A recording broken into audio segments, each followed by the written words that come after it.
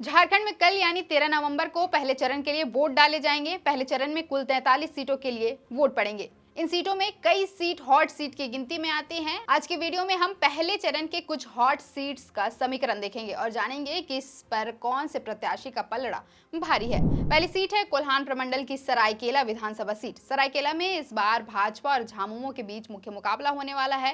हेमंत सोरेन के जेल से आने के बाद चंपई सोरेन को सीएम पद से हटा दिया गया। इससे नाराज चंपई सोरेन जेएमएम से 40 साल पुराना रिश्ता तोड़कर बीजेपी में शामिल हो गए। कोल्हान की 14 सीटों पर उनका असर है। 2019 के चुनाव में बीजेपी कोल्हान में एक भी सीट नहीं जीत पाई। इस बार चंपई की बदौलत पार्टी 5 से 6 सीटें जीतने की उम्मीद में है। सरायकेला में चंपई के सामने झामुमो के गणेश महाली चुनावी मैदान में है। दूसरी सीट भी कोल्हान की घाटशिला सीट है। घाटशिला में मुकाबला भाजपा और झामुमो के बीच ही है। भाजपा ने इस बार घाटशिला सीट से पूर्व मुख्यमंत्री चंपई सोरेन के पुत्र बाबूलाल सोरेन को टिकट देकर मुकाबले को रोचक कर दिया है। यहां उनके सामने झामुमो उम्मीदवार के तौर पर हेमंत कैबिनेट के मंत्री रामदास सोरेन हैं। रामदास अब तक यहां से 5 बार विधानसभा चुनाव लड़ चुके हैं। इसमें 2 बार वे जीते हैं, जबकि बाबूलाल सोरेन पहली बार विधानसभा चुनाव लड़ रहे हैं। अपने बेटे को जिताने के लिए चंपई सोरेन पूरा जोर लगाएंगे। वहीं रामदास सोरेन को जिताने के लिए झामुमो पूरी ताकत झोंक देगी। यहां मुख्यमंत्री हेमंत सोरेन और कल्पना सोरेन कैंपेन कर चुके हैं। घाटशिला संथाल बहुल क्षेत्र है। दोनों प्रत्याशी बाबूलाल और रामदास संथाली ही हैं। ऐसे में संथाल मतों में विभाजन होगा। मौजूदा विधायक और झामुमो प्रत्याशी रामदास सोरेन को 5 बार चुनाव लड़ने का अनुभव प्राप्त है। वो इलाके में सक्रिय हैं और अपने विधानसभा क्षेत्र के कोने कोने से वाकिफ है। हालांकि उनमें बोल पाने की क्षमता थोड़ी कम है। मौजूदा विधायक रहते उनके खिलाफ विरोध के स्वर भी उठ रहे हैं। वहीं बाबूलाल सोरेन पूर्व सीएम चंपई सोरेन के बेटे हैं, जिसका फायदा उन्हें कोल्हान में मिल सकता है। 3 जिला परिषद सदस्य इनके खेमे में हैं। वो इलाके में लगातार सक्रिय रहे हैं। लेकिन ये बाबूलाल सोरेन का पहला चुनाव है। उनके पास चुनाव लड़ने का कोई भी अनुभव नहीं है। पिता के राजनीतिक अनुभव पर ही वो चुनावी मैदान में कूद पड़े हैं। अगली सीट है जगन्नाथपुर की विधानसभा सीट। आदिवासी रिजर्व जगन्नाथपुर विधानसभा सीट पर इस बार लड़ाई दिलचस्प हो गई है। कोड़ा परिवार के दबदबे वाले इस सीट पर पूर्व सीएम मधु कोड़ा की पत्नी और भाजपा प्रत्याशी गीता कोड़ा के सामने कांग्रेस के सोनाराम सिंकू हैं।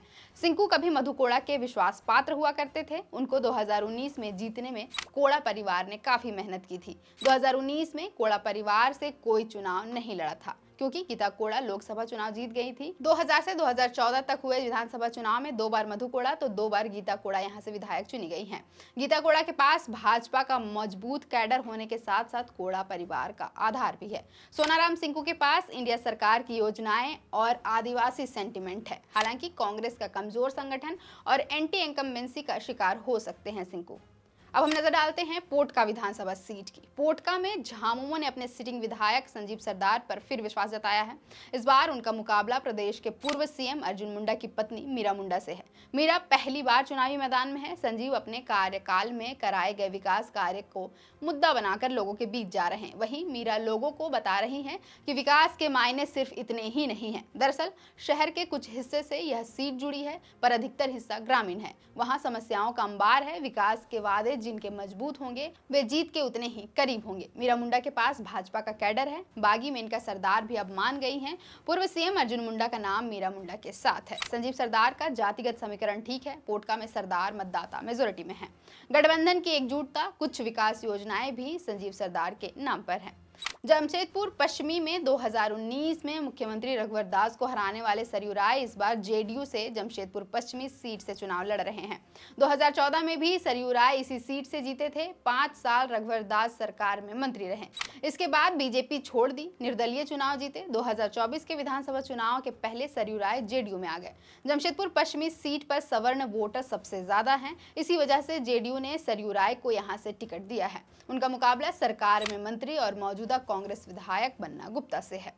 वहीं रांची सीट की बात करें तो यहां बीजेपी और जेएमएम के बीच कांटे की टक्कर है। यहां 1997 से बीजेपी को जीत दिला रहे सीपी सिंह और जेएमएम से राज्यसभा सांसद महुआ माझी आमने सामने हैं। 2019 में सीपी सिंह ने महुआ को 5904 वोटों से हराया था। इसके बाद जेएमएम ने माझी को राज्यसभा भेज दिया था।